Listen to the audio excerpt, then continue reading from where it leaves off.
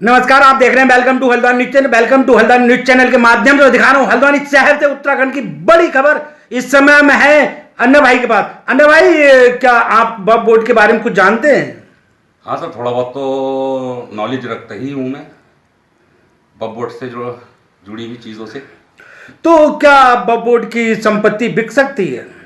नहीं सर, वक्फ बोर्ड की संपत्ति जो है किसी भी कीमत पे नहीं बिक सकती। और क्या क्या हो सकता है उसमें?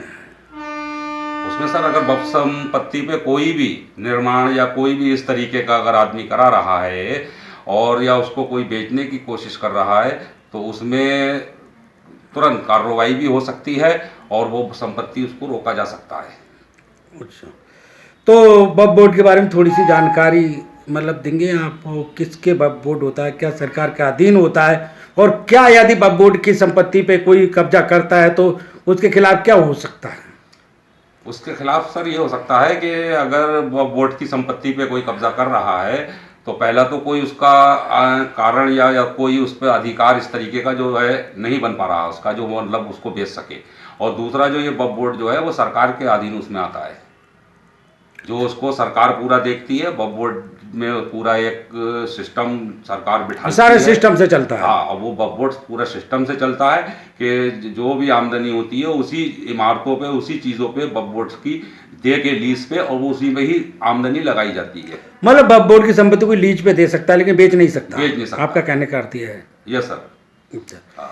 तो अरे भाई, यदि बात की जाए हल्द्वानी शहर की, तो हल्द्वानी शहर में नैनीताल रोड पे कुछ लगभग 3000 स्क्वायर फीट ऐसी संपत्ति है जो भारतीय जनता पार्टी और कांग्रेस के जो कुछ नेतागण हैं वो उस पर कब्जाने की हालत कर रहे हैं। और इस जो अगले आपको दिखाएंगे तो वो कौन सी संपत्ति और कौन उसमें कर रहे हैं, इस बात की पूर्ण जानकारी हमको भी नहीं मिली और आपको बहुत जल्दी ही इसकी जानकारी जुटा के और welcome to Haldwani news channel के माध्यम से आपको दिखाएंगे हालांकि किस तरह यहाँ पर कब्जा जा रही है संपत्ति। यदि प्राइवेट की बात की जाए तो लगभग को लोग जो कहते हैं कि 30,000 रुपये स्क्वायर फीट, और सरकारी रेट जो भी होता है रोड किनारे का, वो हाईवे के किनारे ही है ज़मीन, तो वो ये 30,000 की बात की जाए तो लगभग 9 करोड़ की संपत्ति पर वो कब्जा जारी है और उसे लोग कह रहे हैं कि वक्फ बोर्ड की है। अब पूर्ण जानकारी आपको दिखाएंगे कि वक्फ बोर्ड की है या किसकी है आपको। तो आप क्या कहना चाहते हैं उस संपत्ति के लिए? क्या उस पर कब्जा होना चाहिए या कोई बेचना चाहिए? पहला सवाल सर मेरा यह है कि वक्फ संपत्ति पे ना तो कोई कब्जा कर सकता, फिर मैं इसको रिपीट कर रहा हूँ, ना उसको कोई बेच सकता। और अगर वो करने की कुछ ऐसा कोई कोशिश या कोई ऐसा समूह या कोई ऐसी पार्टी अगर उस पर कर रही है राजनीति या उसको बेचना चाह रही है तो उसको रोका जा सकता है। अच्छा। और उसके विरोध में हो सकता है हम भी उसके अंदर मतलब सामने खड़े हो जाएं आकर, क्योंकि गैर कानूनी काम हो भी नहीं सकता और करवा भी नहीं सकता कोई। अच्छा, जिस प्रकार मतलब किसी के ट्रस्ट की संपत्ति होती है वो पड़ी रहती है और उसे वो लीज पे दे सकते हैं, इसी प्रकार कुछ वक्फ बोर्ड होता है क्या? वक्फ बोर्ड होता है, उसका वक्फ बोर्ड होता है, पूरा बोर्ड बना हुआ, उसमें बाकायदा पद अधिकारी होते हैं, उसके अंदर पूरा सिस्टम बना हुआ होता है, उसमें अध्यक्ष होता है, उसमें सेक्रेटरी होता है, उसमें उपाध्यक्ष होते हैं, कोष, सारी चीज़ें, एक सिस्टम पूरा उसका बोर्ड है, अलग बोर्ड है वो। क्या वक्फ बोर्ड कैंसिल हो गया इस टाइम उत्तराखंड में? ना, इस टाइम वक्फ बोर्ड कैंसिल नहीं हुआ है।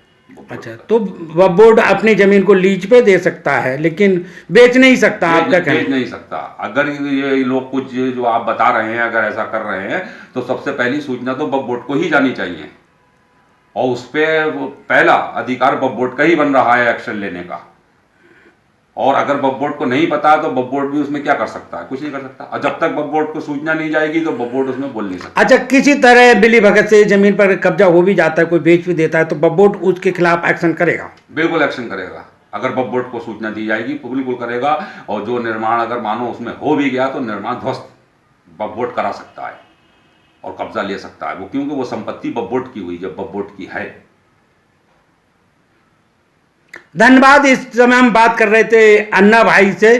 पूरा नाम आपका मेरे को भी नॉलेज नहीं है, थोड़ा आप परिचय मेरा देंगे? पूरा नाम अनवर अंसारी हुआ। देखिए, आप अनवर अंसारी से हम बात कर रहे थे इस समय, और इनका शॉर्ट नेम जो है अन्ना भाई कहते हैं, और आम आदमी आंदोलन से जुड़ा हूं मैं, इसलिए मेरा नाम अन्ना पड़ा है।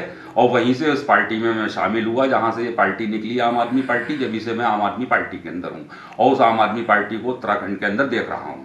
Welcome to Haldwani news channel के माध्यम से दिखा रहे हैं हल्द्वानी शहर से उत्तराखंड की बड़ी खबर। हम इस समय है अनवर अंसारी अन्ना भाई के पास और जो संपत्ति की बात चल रही है, कल को आपको बहुत जल्दी हम इसका खुलासा करेंगे कि यदि वो संपत्ति वास्तव में वक्फ बोर्ड की है या इसके पीछे क्या राज है या इसके पीछे कौन भारतीय जनता पार्टी और कांग्रेस के लोग इस संपत्ति के पीछे पड़े हैं, ये बहुत जल्दी आपको खबर दिखाएंगे। देखते रहिए welcome to Haldwani news channel Uttarakhand, हमारे हल्द्वानी शहर से बड़ी खबर।